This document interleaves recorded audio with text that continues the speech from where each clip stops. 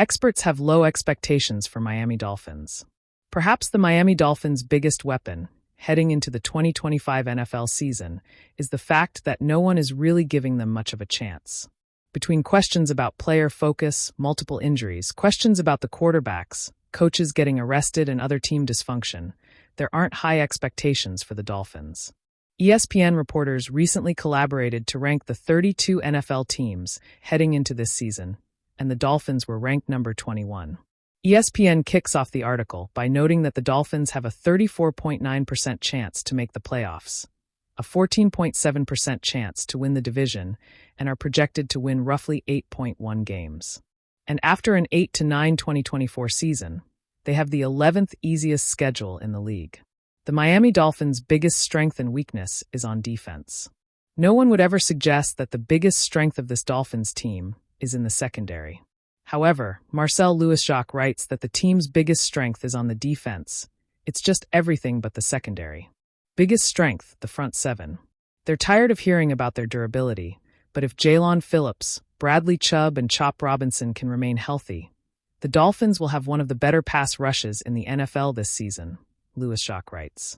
Factor in defensive linemen Zach Sealer and Kenneth Grant, and versatile linebackers Jordan Brooks, Tyrell Dodson, and Willie Gay Jr., and the core of Miami's defense shouldn't have an issue pressuring quarterbacks and defending the run.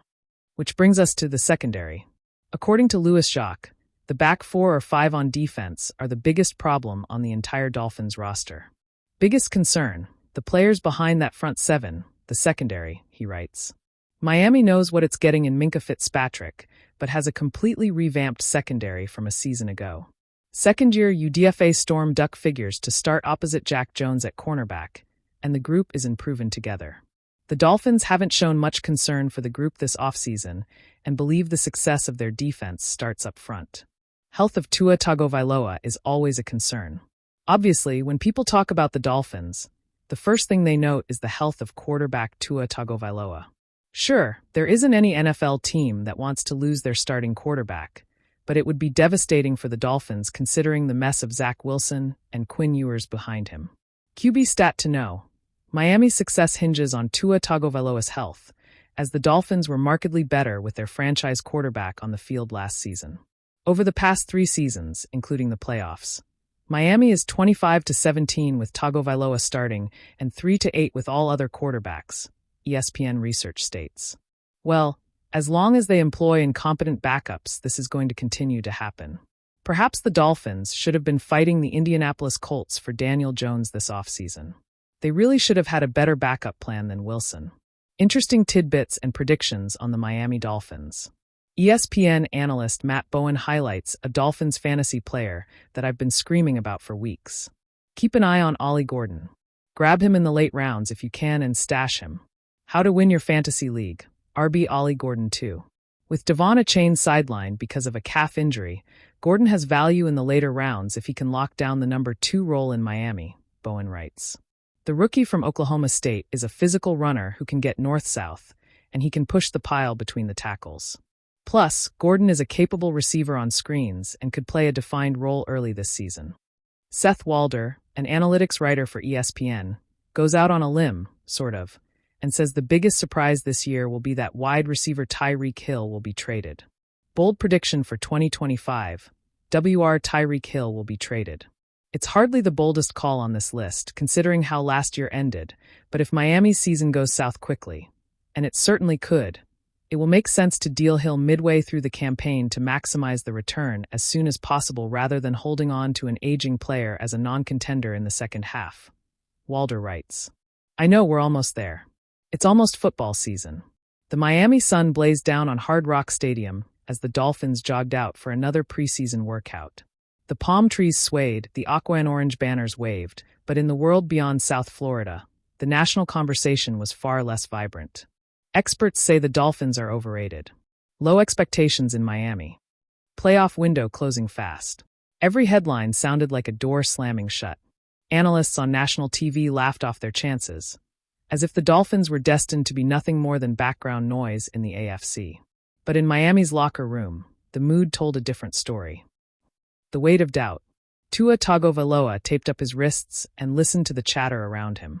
His name had been dragged through debates more than any quarterback in the league. Too fragile, too inconsistent, too limited.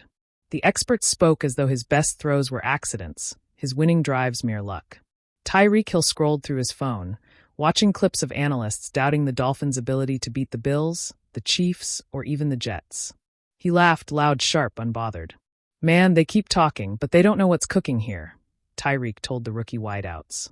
"We're going to shut him all up." Yet the doubts hung heavy.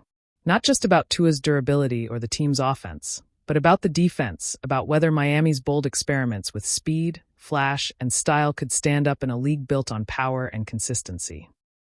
The legacy of underestimation. The Dolphins had lived in the shadow of history for decades. Don Shula's perfect season of 1972 was both a crown jewel and a chain around their necks. Every new season, fans remembered those glory days, only to watch modern Miami collapse under the weight of expectation. Now, experts weren't even giving them the dignity of high hopes. The 2025 conversation was simple. Buffalo still owned the division. Kansas City still owned the conference. The Jets, with Aaron Rodgers healthy again, were more exciting. The Ravens, Bengals, and even the Texans were favored to go farther. Miami was an afterthought. But sometimes being underestimated is the perfect weapon. A coach with a smile and a plan.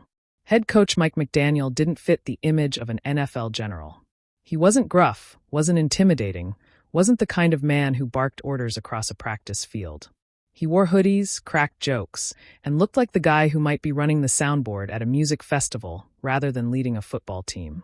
Yet behind the quirky personality was a brilliant strategist. McDaniel understood the narrative.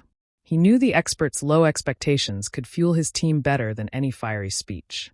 He reminded his players daily, "The less they expect, the more we can surprise. Let's write the script they don't believe we're capable of."